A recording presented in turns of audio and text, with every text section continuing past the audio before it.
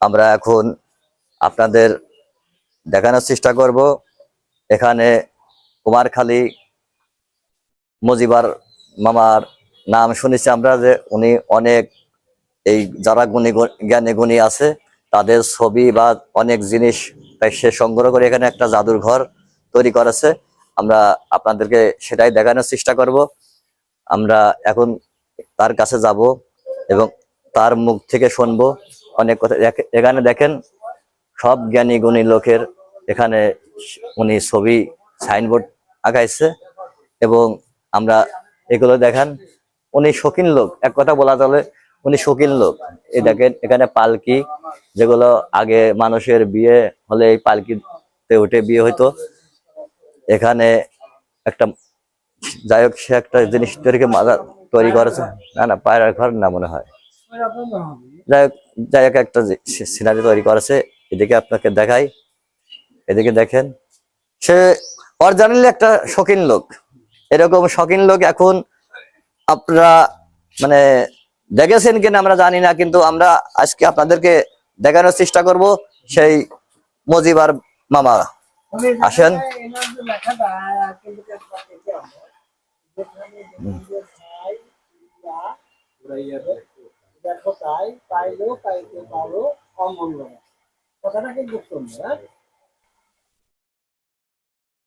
আমরা এখন মজিবার মামার এই জাদুঘরে আমরা ঢুকে পড়েছি। আমরা মজিবার মামার সাথে এখন কথা বলবো, উনি আমাদের সামনে আছে। আসসালামু আলাইকুম। ওয়ালাইকুম আসসালাম। ভালো আছেন মামা? হ্যাঁ আলহামদুলিল্লাহ, আপনি ভালো আছেন? হ্যাঁ আলহামদুলিল্লাহ। আসসালামু আলাইকুম। ওয়ালাইকুম আসসালাম, আলহামদুলিল্লাহ। জাদনি মোহাম্মদ। আসসালামু আলাইকুম। ওয়ালাইকুম আসসালাম। ওয়ালাইকুম আসসালাম। মামা, আমরা জানতে পারছি যে আপনি নাকি কাঙ্গাল হরিনাথের বিষয় এবং অনেক জ্ঞানী গুণী যারা আছে এই কুমারখালীতে তাদের অনেক কিছুই সংগ্রহ করেছেন আপনি, বা আপনি অনেক কিছু জানেন বা গুছাইয়া এই জাদুঘরের আপনি রাখেছেন। আমরা সেই জিনিসগুলো দেখার জন্য অনেক দূর থেকে আসছি মামা। তার আগে আমরা কাঙ্গাল হরিনাথ বিষয় কিছু শোনার আগে বিষয় জিনিসগুলো দেখে দেখতে চাই। হ্যাঁ, এগুলো আপনি আপনি নিজেই একটু দেখান কার কোন জিনিস কোন জায়গা থেকে সংগ্রহ করছেন আপনি বলেন মামা। মামা এদিক থেকে। কুমারখালী ইতিহাস ঐতিহ্যের লীলাভূমি, সংস্কৃতির রাজধানী, সূতিকাগার।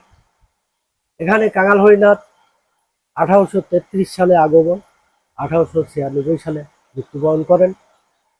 আমি 2009 সাল থেকে তার অনুসারী।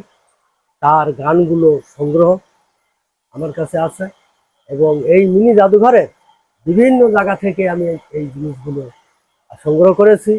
যেমন এই জিনিসটা আমাকে দিয়েছেন লাঠিয়াল বাহিনীর সর্দার সুলাইমান মেম্বার, এই জিনিস আমাকে উপহার দিয়েছেন। ঘড়িটা এক জায়গা থেকে ম্যানেজ করছি। এটা সেই রেডিও, পুরানা আমালের সেই আগেকার রেডিও।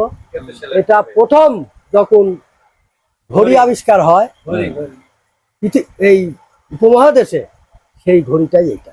জি জি, সংগ্রহ করা হয়েছে। ক্যাসেট আছে, এই যে তরোয়াল, এটা দিয়ে আগে যুদ্ধ করা হতো বুকে বেঁধে নিয়ে। এটাকে বীর যারা যুদ্ধের বীর ছিল তাদের উপরে বাঁধা হতো, তাদের গায়ে দিয়ে, তারপরে ঢাল তরোয়াল দিয়ে যুদ্ধ করতো।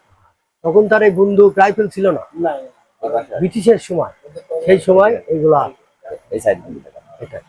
এটা একতারা, ওইগুলো পরে না, ওটা হেসাক। সত্য সাহা এই কুমারখালীর একজন, তার কাছ থেকে আমি সংগ্রহ করেছি। সে আমাকে বিনা কষ্টে এটা উপহার দিয়েছেন। ওটা একসময় হাডুডু খেলতাম, তার স্মৃতি হিসাবে পেয়েছিলাম। ওকে বলা হয় শিল, এখন বিলীন হয়ে গেছে, এখন আর এটা পাওয়া যায় না। সেই গ্রামোফোন, এই গ্রামোফোন ওই সময় এইটাই সেই কুকুর মার্কা রেকর্ড। এর মেশিনটাও কলের গান, যেটাকে বলে কলের গান, সেই রেকর্ড। হ্যাঁ, সেই রেকর্ড। এর মেশিনটাও আছে কিন্তু নতুন প্রযুক্তিতে। পুরানটা এখনো পাই নাই, সেটা আমার কাছে এখনো সংরক্ষণ আছে। সেটা অবশ্য আছে এই ভিতর রুমে আছে। ওটা বিসিবির কৃতি। হ্যাঁ, এটা ভিসিবির ফিতা, এটা সিডি, এটা হ্যাঁ এই যে কাঠের পুতুলটা রাজবাড়ির রোজিনা নামের একটা মেয়ে আমাকে গিফট দিছিল। হুকাটা একজন গিফট দিছে, হারিকেনটা গিফট দিছে, সবগুলাই গিফট। এটা এইটা কি মামা? এটা হচ্ছে একটা গাছের শিকড়, গাছ হচ্ছে গাব গাছ, তলে ছিল, একজন আমাকে গিফট দিয়েছে। এটাকে বলা হয় গারু। আগে হিন্দু ভদ্র লোক জমিদাররা ওটা ব্যবহার করতেন পায়খানার সময়, এটাকে বলা হয় গারু হ্যাঁ। এখন এটা বিলীন হয়ে গেছে, এটা আমি ধামরাজ থেকে সংগ্রহ করেছি। এটা এই মাথাটা হচ্ছে বেলঘরিয়া গোরস্থানের থেকে একজন আমাকে গিফট দিয়েছে। এটা আমি বিভিন্ন যারা আসে দর্শনার্থী তাদেরকে দেখাই যে দাঁতগুলো কত বড়। এটা কেনাইল দাঁত, এই দাঁতটা দিয়ে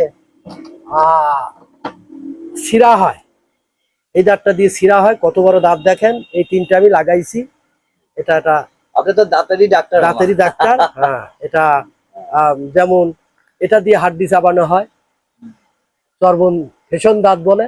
এটা দেখার জন্য বা এই দাঁতের উপরে কোন দাঁতটা কত বড় কোন কাজে লাগে তার উপরে ইয়ে করার জন্য এটা আমি সংগ্রহ করেছি।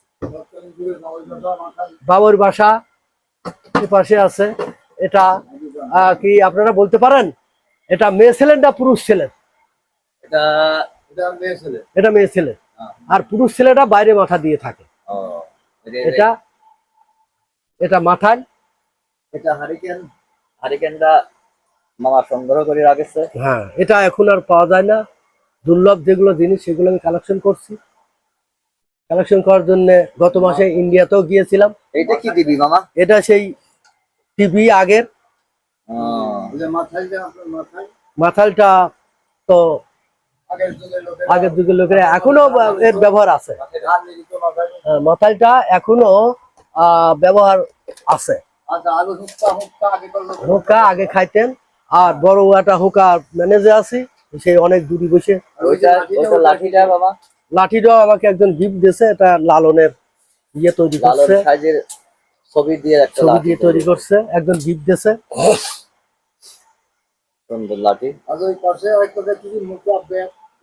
এই যে এটা সুলেমান সাহেবের দেওয়া, এখন আর লাঠিয়াল বাহিনীর সর্দার। এটা হ্যাঁ এই যে তরোয়াল, এটা তরবার না? তরবার কাঠের তৈরি। কাঠের।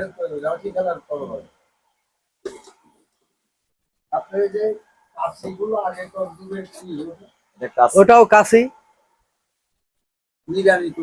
হ্যাঁ। এটা আমার ছেলে গিফট দিয়েছে। এটা ইয়ে মারা, পাখি মারা, সুন্দর একটা জিনিস পালাম। ক্যাসেট ফিতে। এইটা কি জিনিস মামা? এই জিনিসটা আগে যুগে ডেন্টালের, যখন আমি 90 সালের দিকে এটা আমি ব্যবহার করতাম। এটা দিয়ে আগে দাঁতের কাজ করতাম। ওই দাঁত কাটা, কাটিং করা, ডিল করা। এখন আর এসব চলে না, এখন ডিজিটাল মেশিন। এখন ডিজিটাল মেশিন। এখন হুকা চলে, ওই যে হুকাগুলো, ওই বিশাল একটা হুকা। এই জিনিসটা আমি 17 তারিখে কলকাতা গেছিলাম, নিমাই, সেই নিমাই নিম গাছে সবাই এটা বানতেছে। এটা আমি আবার দুটো নিয়ে আইছি সেখান থেকে, কলকাতার। এটা ইন্ডিয়া। এদিকে হ্যাসাক দেখতে পাচ্ছি আমরা। হ্যাসাকটা ওই যে ইয়ে দিছে আমাকে, এই সত্য নামে একটা ছেলে কুমারখালী আছে ব্যবসায়িক, তার কাছে ছিল, তার থেকে আমি সংগ্রহ করেছি।